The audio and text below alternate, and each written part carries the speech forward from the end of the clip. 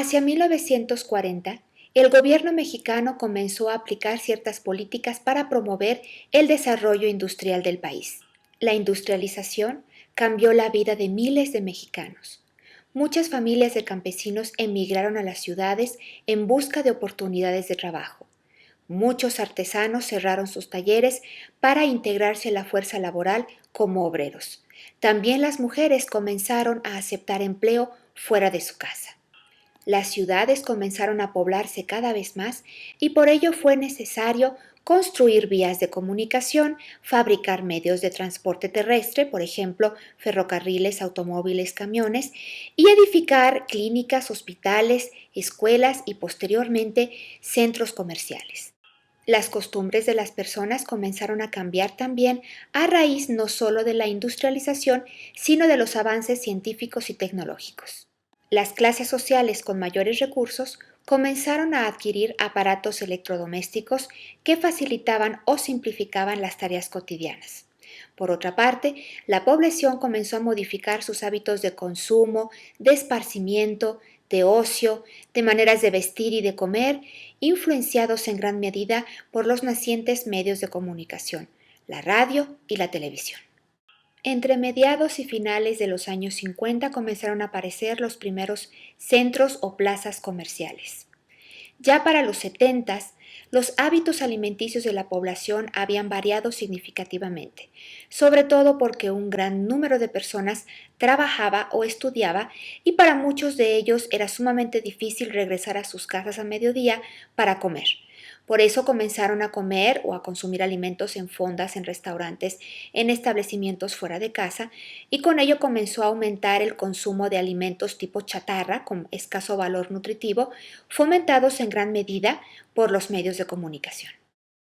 La dieta tradicional del mexicano cambió entonces de la alimentación en base a la comida casera a el consumo de productos industrializados como frituras, golosinas y refrescos.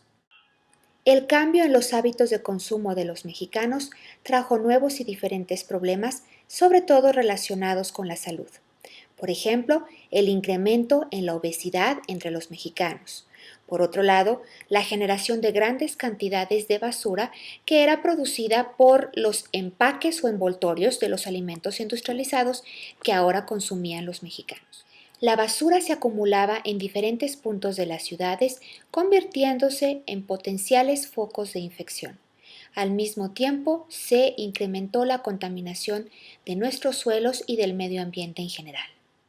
Popularización de la tecnología doméstica y los automotores.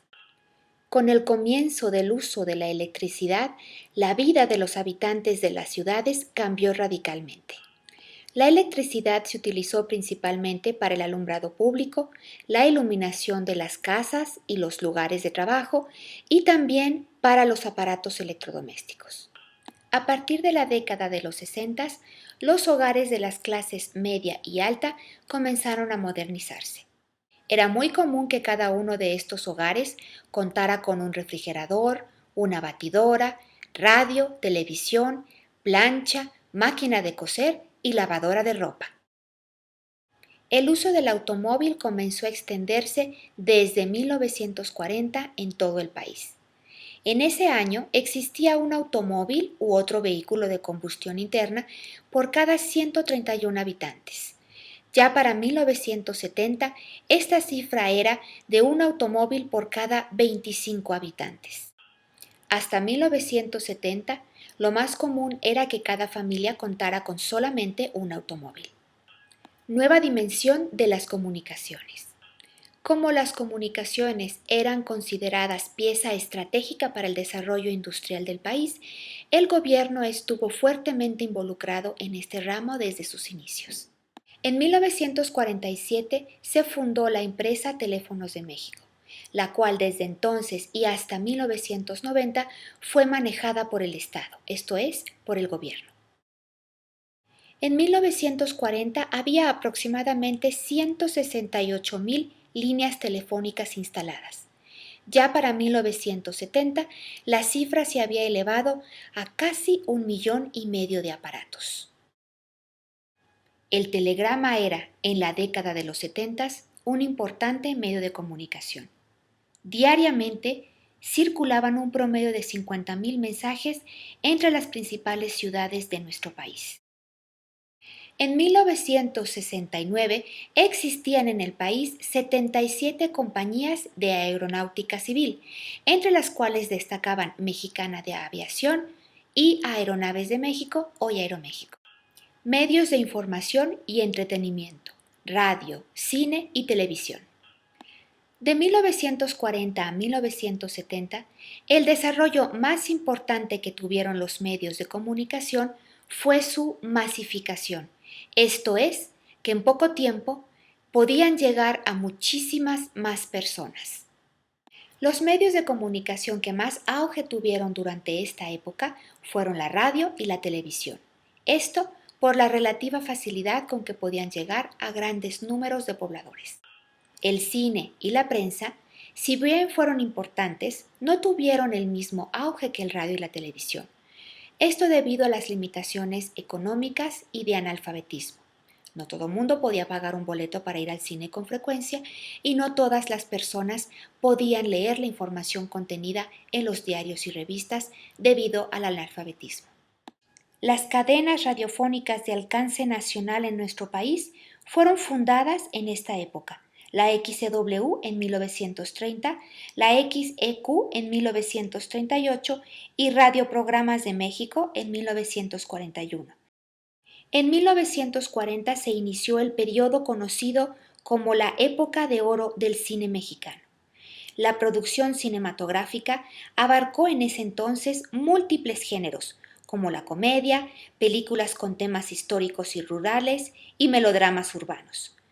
Destacan actores en esta época como Dolores del Río, María Félix, los hermanos Soler, Pedro Infante, Jorge Negrete y actores cómicos como Tintán.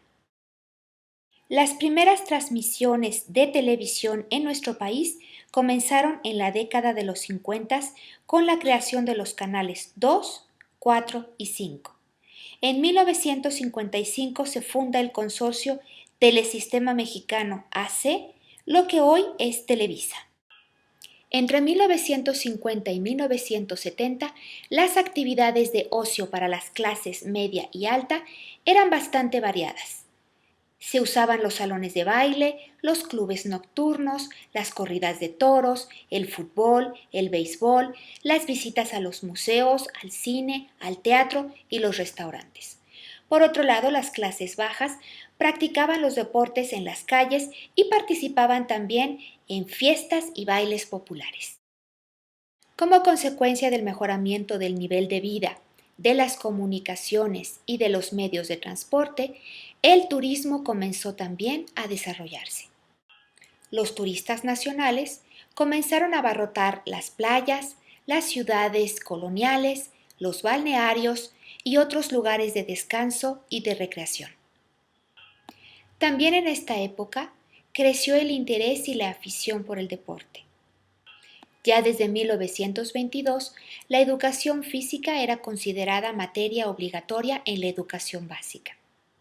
Dos acontecimientos deportivos muy importantes se llevaron a cabo en la Ciudad de México durante esta época e impulsaron la práctica del deporte: los Juegos Panamericanos en 1955 y los Juegos Olímpicos en 1968.